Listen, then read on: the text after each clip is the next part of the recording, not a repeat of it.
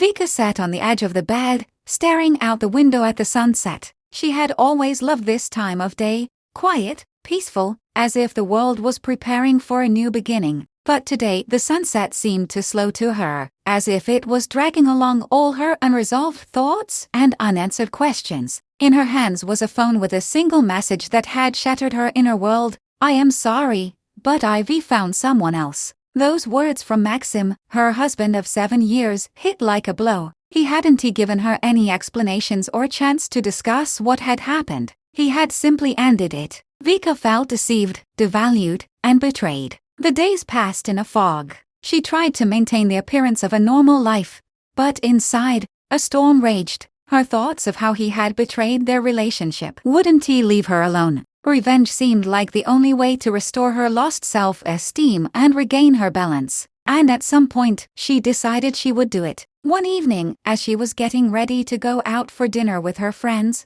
Vika suddenly looked at herself in the mirror. She studied her reflection for a long time, wondering what she had missed that had allowed Maxim to betray her like this. Anger rose within her like fire, and in that moment, an idea was born. She needed to do something that would make her feel free from the pain and humiliation. She wanted to regain control. That evening she met Igor. They bumped into each other at a party where her friends were trying to distract her from her disappointment. Igor was charming, attentive, and, most importantly, nothing like Maxim. Vika felt a spark, but instead of rejecting it, as she would have before, she allowed herself to dive into this new experience. But it didn't stop with Igor. Vika decided to go further, meeting different men. She treated it like a game. She gave each of them a part of herself without giving anything in return. This was her revenge on Maxim. She was avenging his betrayal by proving to herself that she could still be desirable and attractive. At first, Vika felt euphoric in her new role.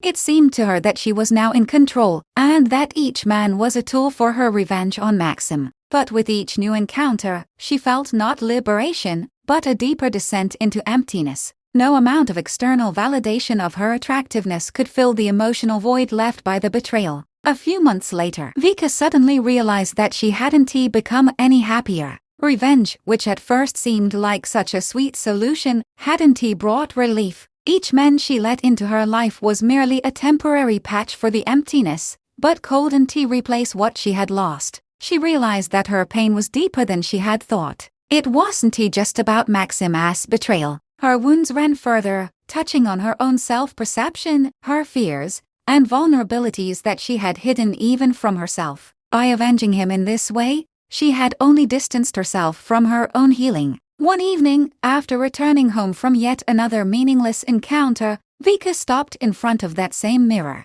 But this time, she didn't see the woman who sought revenge, but the one who needed healing. She understood that the most important thing now was not to forgive Maxim, but to forgive herself for allowing herself to go down the path of revenge and destruction. She picked up her phone, found Maxim's number, and sent a short message. "Thank you for the lesson. I am free." She didn't expect a response and didn't even want one. This was her farewell to the part of herself that had been tied to revenge and pain. Revenge didn't bring Vika the freedom she expected, but it helped her realize one important thing: true freedom comes not when you seek revenge on others, but when you let go of the pain and start caring for yourself. And from that moment on, Vika began her journey toward true healing and finding her inner peace.